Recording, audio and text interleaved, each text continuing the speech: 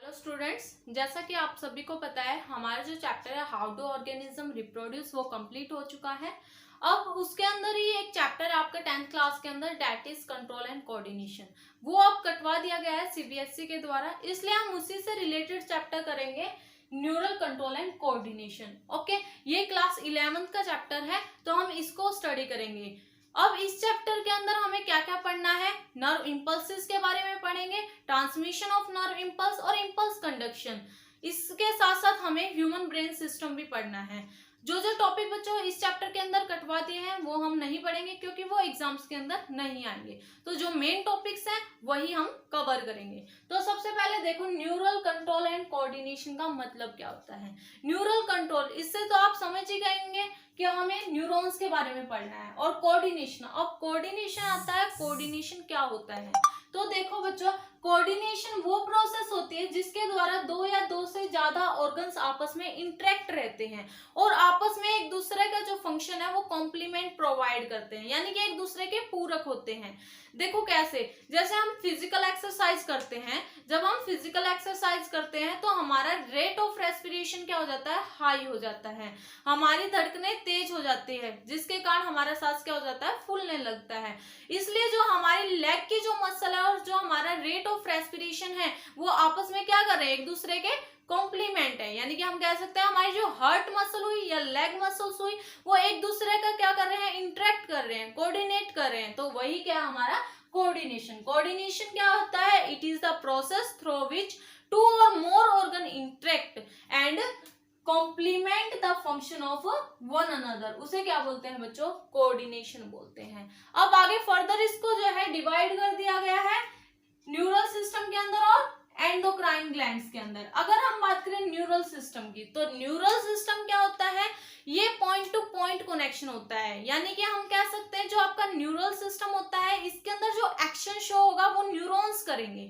Okay, और ये क्या होता है, फास्टली प्रोसेस होते हैं, क्विक रिस्पॉन्स शो करते हैं। तो आपका न्यूरल सिस्टम के अंदर जो है एक्शन शो कौन करेंगे, आपके न्यूरॉन्स करेंगे। और ये क्या है, आपका पॉइंट टू पॉइंट कनेक्शन है, हम कह सकते हैं क्विक रिस्पॉन्स, हम कह सकते हैं ये फास्टली प्रोसेस है। ओके, अब अगर हम बात करें एंडोक्राइन ग्लैंड की, endocrine gland that is chemical integration, यानी कि इसके अंदर क्या है, दूसरा जो सिस्टम है एंडोक्राइन सिस्टम बोल सकते हैं हम, दूसरा जो सिस्टम है इसके अंदर वो है एंडोक्राइन सिस्टम। इसके अंदर इंक्लूड होंगे आपकी endocrine glands, okay, hormones include होंगे इसके अंदर। लेकिन ये जो प्रोसेस है वो कैसी है, स्लो प्रोसेस है as comparison to neural system. तो समझ आया, इस चैप्टर के अंदर हम न्यूरॉन्स के बारे में पढ़ेंगे। तो सबसे पहले कोऑर्डिनेशन समझना है। कोऑर्डिनेशन क्या होता है, ये वो प्रोसेस होती है, it is the process through which two or more organ interact and complement of the function one another. Okay, अब उसके बाद अगर मैं बात करूं, इसके दो टाइप, इसको फर्दर आगे चैप्टर को डिवाइड कर दिया न्यूरल सिस्टम और एंडोक्राइन सिस्टम के अंदर।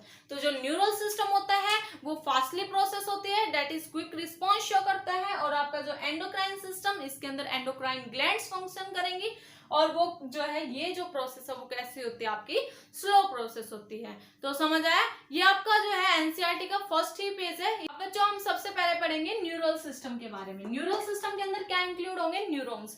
तो न्यूरॉन क्या होता है बच्चों, न्यूरॉन एक स्ट्रक्चर और फंडामेंटल यूनिट होती है आपके न्यूरल सिस्टम की। ओके, आपको कंफ्यूज नहीं होना है, एक होता है नेफ्रॉन और एक होता है न्यूरॉन। कभी क्वेश्चन आए नेफ्रॉन का और आप न्यूरॉन का स्ट्रक्चर वहां बना के आ रहे हो एग्जाम के अंदर, ऐसा नहीं करना है। जो नेफ्रॉन होता है ये तो आपकी किडनी की स्ट्रक्चर और फंक्शनल यूनिट होती है, जबकि आपका अगर मैं बात करूं न्यूरॉन की, तो न्यूरॉन आपके न्यूरल सिस्टम की स्ट्रक्चरल एंड फंडामेंटल यूनिट होती है। ओके, तो सबसे पहले हम lower organism to higher organisms बात करते हैं।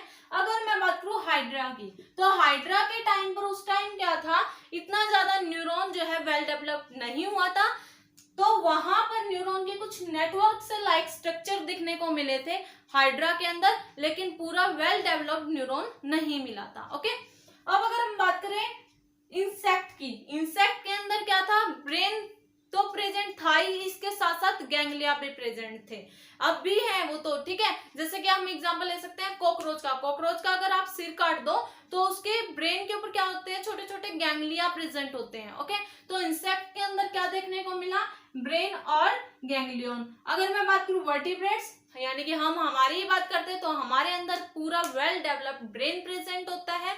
Okay, central nervous system present होता है, पेरिफेरल नर्वस सिस्टम प्रेजेंट होता है, जो कि हम अब पढ़ेंगे। बच्चों हम नेक्स्ट पढ़ते हैं ह्यूमन न्यूरल सिस्टम के बारे में। तो देखो ह्यूमन न्यूरल सिस्टम की बात करते हैं, इसके अंदर ये 2 पार्ट्स के अंदर डिवाइड होता है। First one CNS that is central nervous system and second one PNS that is peripheral nervous system. अब आगे अगर मैं बात करूं सेंट्रल नर्वस सिस्टम की, ये फिर से 2 पार्ट्स के अंदर डिवाइड हो जाता है, ब्रेन और स्पाइनल कॉर्ड के अंदर। ओके, ब्रेन तो आपको पता होगा ये आपका ब्रेन है। ओके, अब अगर मैं बात करूं स्पाइनल कॉर्ड की, तो मान लो ये आपका क्या है, ब्रेन है। अब इससे नीचे ये एक सिलेंड्रिकल जो स्ट्रक्चर प्रेजेंट होता है वो क्या आपका स्पाइनल कॉर्ड है। ओके, तो जो सेंट्रल नर्वस सिस्टम है ये 2 पार्ट्स में डिवाइड हो जाता है, ब्रेन और स्पाइनल कॉर्ड के अंदर। उसके बाद अगर मैं पीएनएस की बात करूं तो इसके अंदर भी 2 पार्ट्स होंगे, दैट इज सोमैटिक और ऑटोनोमिक नर्वस सिस्टम। सोमैटिक की अगर मैं बात करूं तो इसके अंदर हम कह सकते हैं सेंसरी न्यूरॉन इंक्लूड होंगी, और अगर मैं ऑटोनोमिक की बात करूं तो इसके अंदर इंक्लूड होगी जो मोटर न्यूरॉन। ओके, तो सोमैटिक के अंदर आपकी इंक्लूड है सेंसरी न्यूरॉन और ऑटोनोमिक के अंदर इंक्लूड है motor neuron.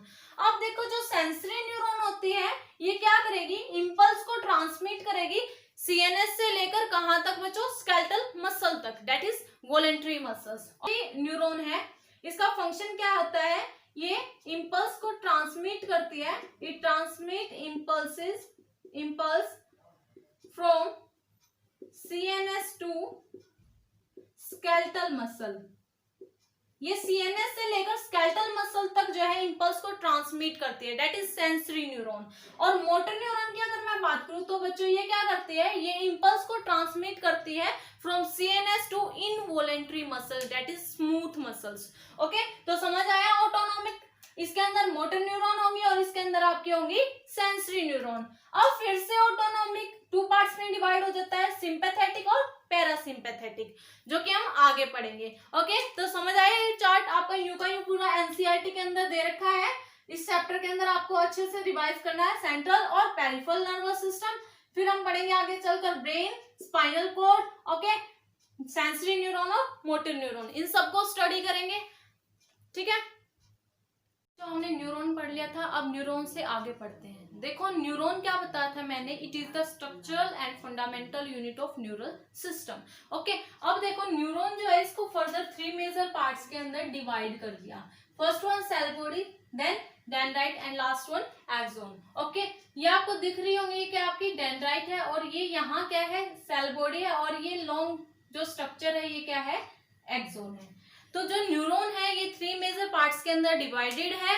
First one cell body, then dendrites and the last one axon. उसके बाद हम बात करते हैं सेल बॉडी की, कि सेल बॉडी क्या होती है, इसके अंदर क्या कुछ प्रेजेंट होता है। जो सेल बॉडी होती है उसके अंदर साइटोप्लाज्म प्रेजेंट होता है। क्या प्रेजेंट होता है, साइटोप्लाज्म। और इसके साथ साथ ये आपको छोटे छोटे स्ट्रक्चर दिख रहे होंगे, डॉट लाइक स्ट्रक्चर, ये क्या है, नीजल्स ग्रैन्यूल्स। ओके, तो आपकी सेल बॉडी जो होती है न्यूरॉन की, उसके अंदर क्या क्या प्रेजेंट होता है, साइटोप्लाज्म प्रेजेंट होता है और नीजल्स ग्रैन्यूल्स प्रेजेंट होते हैं। ओके, तो ये क्या है, सेल बॉडी है। उसके बाद आता है डेंड्राइट। अब डेंड्राइट क्या होता है बच्चों, जो आपकी सेल बॉडी होती है न्यूरॉन की, वो कुछ ब्रांच लाइक स्ट्रक्चर जर्मिनेट करती है और उसको क्या बोलते हैं, डेंड्राइट बोलते हैं। ये स्मॉल होते हैं, स्मॉल ब्रांच लाइक स्ट्रक्चर बोल सकते हैं हम। ओके, और इसको क्या बोलते हैं, डेंड्राइट। अब इस डेंड्राइट का क्या काम होता है, जैसे ही इंपल्स आती है तो ये इंपल्स को कैरी करती है और toward the cell body transmit करती है। ओके, ऊपर से मान लो दूसरा जो न्यूरॉन है वहां से क्या आ रही है, इंपल्स आ रही है और ये आपके डेंड्राइट ने कैरी की और फिर ये toward the cell body transmit करती है। ये किसका काम होता है, डेंड्राइट का काम होता है। तो समझ आया, first one cell body and the next one dendrite. उसके बाद आता है बच्चों एक्सोन। अब एक्सोन क्या होता है, तो एक्सोन देखो ये लॉन्ग जो आपको सिलेंड्रिकल फाइबर लाइक स्ट्रक्चर दिख रहा है, इसको क्या बोलते हैं, एक्सोन बोलते हैं। क्या बोलते हैं, एक्सोन। अब जो एक्सोन है ये डिस्टल एंड पर, यानी कि इसका जो एंडिंग होता है वहां पर ये ब्रांच लाइक स्ट्रक्चर्स के अंदर डिवाइड हो जाता है। ओके, और ये जो ब्रांच लाइक स्ट्रक्चर है ये क्या कहलाते हैं आपके, साइनेप्टिक नोब। यानी कि जो ब्रांच लाइक स्ट्रक्चर है ये फर्दर आगे चलकर बल्ब लाइक स्ट्रक्चर बना देता है और ये क्या कहलाता है आपके साइनेप्टिक नोब। क्या बोलेंगे इनको? Synaptic knob. अब ये जो साइनेप्टिक नोब होती है ये कुछ केमिकल्स कंटेन करती है और उसको बोलते हैं न्यूरोट्रांसमीटर। क्या बोलेंगे? न्यूरोट्रांसमीटर। तो समझ आया? दोबारा देख लो, मैंने आपको न्यूरॉन बता दिया था कि न्यूरॉन जो है ये न्यूरल सिस्टम की स्ट्रक्चरल और फंडामेंटल यूनिट होती है। अब न्यूरॉन को 3 मेजर पार्ट्स में डिवाइड कर दिया गया है। First one cell body and then dendrites और the last one axon. Okay, अगर मैं बात करूं सेल बॉडी की तो ये साइटोप्लाज्म और कुछ ग्रेन्यूल्स बॉडी कंटेन करता है और वो जो ग्रेन्यूल्स बॉडी उनको क्या बोलते हैं? नीजल्स ग्रेन्यूल्स बोलते हैं। अब अगर मैं बात करूं डेंड्राइट की तो ये स्मॉल ब्रांच लाइक स्ट्रक्चर होता है जो कहां से प्रोजेक्ट आउट होता है? फ्रॉम द सेल बॉडी से। अब उसके बाद इसका काम क्या होता है? ये इंपल्स को क्या करता है? ट्रांसमिट करता है toward the cell body. Axon, axon क्या बताया? ये लॉन्ग फाइबर लाइक स्ट्रक्चर होता है और इसका जो डिस्टल एंड है वो भी क्या होता है? बल्ब लाइक स्ट्रक्चर के अंदर ट्रांसमिट हो जाता है। ये हम कह सकते हैं जो है बल्ब लाइक स्ट्रक्चर क्या करते हैं? जर्मिनेट करते हैं और उसको क्या बोलते हैं? Synaptic knob. और ये साइनेप्टिक नोब जो है ये कुछ केमिकल्स कंटेन करती है जिसको क्या बोलते हैं बच्चों? न्यूरोट्रांसमीटर। तो समझ आ गया आपको ये स्ट्रक्चर। अब बच्चों फर्दर जो है न्यूरॉन को डिवाइड कर दिया based on the number of dendrites and the number of axon. अब देखो फर्दर इसको डिवाइड कर दिया 3 पार्ट्स के अंदर, मल्टीपोलर, बाइपोलर और यूनिपोलर। अगर मैं मल्टीपोलर की बात करूं तो ये क्या होता है? मल्टीपोलर जो न्यूरॉन है इसके अंदर एक एक्सोन होता है, 2 और 2 से ज्यादा डेंड्राइट्स होते हैं। ओके, एक एक्सोन मिलेगा, ये ऐसे एक्सोन और 2 या 2 से ज्यादा क्या मिलेंगे? डेंड्राइट्स मिलेंगे। उसको क्या बोलते हैं? Multipolar neuron. क्या बोलेंगे? Multipolar neuron. ये आपको जो है देखने को मिलेगा सेरेब्रल कॉर्टेक्स के अंदर। ओके, एग्जांपल है, आपको एग्जांपल याद रखना है, सेरेब्रल कॉर्टेक्स। उसके बाद आता है आपका बाइपोलर। बाइपोलर की अगर मैं बात करूं बच्चों तो जो बाइपोलर है, बाइपोलर न्यूरॉन, इसके अंदर क्या होगा? बाई मतलब 2, यानी कि एक एक्सोन होगा और एक ही क्या होगा? डेंड्राइट्स होगा। ओके, एक एक्सोन होगा और एक क्या होगा? डेंड्राइट। एग्जांपल ले सकते हो रेटिना ऑफ आई। आई का जो रेटिना वाला पार्ट्स होता है ना वहां पर देखने को मिलेगा आपको बाइपोलर। ले सकते हो example retina of eye. Unipolar, unipolar इसके अंदर क्या होगा? Only 1 axon. Okay, cell body with only 1 axon, that means unipolar. Uni मतलब एक। ओके, तो याद रखना cell body with 1 axon only is called unipolar. Example ले सकते हो आप एम्ब्रियोनिक स्टेज का। ओके, तो दोबारा देख लो 3 पार्ट्स के अंदर ये डिवाइडेड होता है based on the number of axon and dendrites. First one multipolar, second one bipolar and third one unipolar. अगर मल्टीपोलर की बात करें तो जिसके अंदर एक तो एक्सोन हो, 2 या 2 से ज्यादा क्या हो? डेंड्राइट हो। Example cerebral cortex. उसके बाद आता है बाइपोलर। बाइपोलर यानी कि 2 जिसके अंदर 1 एक्सोन और 1 डेंड्राइट्स। एग्जांपल ले सकते हैं हम रेटिना ऑफ आई का। Unipolar cell body with 1 axon only. Example embryonic stage. Okay, समझ आया इतना? जो आगे आता है एक्सोन। देखो एक्सोन मैंने आपको बताया था ये लॉन्ग फाइबर लाइक स्ट्रक्चर क्या कहलाता है? एक्सोन कहलाता है। इसका फंक्शन क्या है? जैसे ही डेंड्राइट से इंपल्स आई और वो सेल बॉडी तक गई, उसके बाद ये सेल बॉडी को क्या, सेल बॉडी तक जब इंपल्स आती है तो वहां से इंपल्स को ट्रांसमिट करता है टुवर्ड द साइनेप्स तक, या हम बोल सकते हैं न्यूरोट्रांसमीटर जंक्शन तक। अब ये साइनेप्स क्या होता है? ये 2 न्यूरॉन के बीच का जंक्शन या हम कह सकते हैं गैप, इसको क्या बोलते हैं? साइनेप्स बोलते हैं। तो ये जो है आपका एक्सोन ये इंपल्स को ट्रांसमिट करता है from cell body to neurotransmitter junction तक। अब उसके बाद फर्दर आगे एक्सोन को 2 पार्ट्स के अंदर डिवाइड कर दिया, माइलिनेटेड और नॉन माइलिनेटेड शीट। अगर मैं माइलिनेटेड शीट की बात करूं तो एक्सोन के अराउंड चारों तरफ ऐसे शीट की कवरिंग होती है। ओके, अगर ये शीट की कवरिंग प्रेजेंट है तो उसको क्या बोलते हैं बच्चों? माइलिन शीट या माइलिनेटेड शीट। अब और अगर मैं बात करूं नॉन माइलिनेटेड शीट की, अगर एक्सोन के ऊपर शीट प्रेजेंट नहीं है तो उसे क्या बोलते हैं? Non myelinated sheet. एग्जांपल ले सकते हैं हम स्पाइनल नर्व और क्रेनियल नर्व का। माइलिनेटेड शीट के अंदर एग्जांपल ले सकते हैं हम स्पाइनल नर्व और क्रेनियल नर्व। और इसके बाद अगर मैं बात करूं आपकी नॉन माइलिनेटेड तो ये आपको ऑटोनोमस और सोमैटिक न्यूरल सिस्टम के अंदर देखने को मिलेगी। ओके, तो समझ आया? अब अगर मैं बात करूं ये 2 माइलिन शीट के बीच में जो गैप प्रेजेंट होता है इसको क्या बोलते हैं? Node of Ranvier. ओके, तो नोड ऑफ रेनवियर किसे बोलते हैं? जब दो एडजेसेंट माइलिन शीथ के बीच में अगर गैप प्रेजेंट हो तो उसे क्या बोलेंगे हम, नोड ऑफ रेनवियर। ओके, समझ आया? तो दोबारा देखो, एक्सोन बताया मैंने, लॉन्ग फाइबर लाइक स्ट्रक्चर, और ये इम्पल्स को ट्रांसमिट करता है from cell body to neurotransmitter junction तक। इसके बाद एक्सोन को टू पार्ट्स में डिवाइड कर दिया, माइलिनेटेड शीथ और नॉन माइलिनेटेड शीथ। माइलिनेटेड यानी कि माइलिन शीथ प्रेजेंट होगी, नॉन माइलिनेटेड यानी माइलिन जो माइलिन शीथ है वो क्या होगी, अब्सेंट होगी। एग्जांपल ले सकते हैं हम स्पाइनल और क्रेनियल नर्व का, और नॉन माइलिनेटेड के अंदर ऑटोनोमस और सोमैटिक न्यूरल सिस्टम। अब दो माइलिन शीथ के बीच में जो गैप होता है उसको क्या बोलते हैं बच्चों, नोड ऑफ रेनवियर। क्या बोलेंगे, नोड ऑफ रेनवियर। तो ये आपको समझ आ गया होगा, न्यूरॉन के स्ट्रक्चर, पार्ट्स। ओके, ये डायग्राम बहुत ज्यादा इंपॉर्टेंट है, एग्जाम में आता है तो आपको डायग्राम भी बनाना है।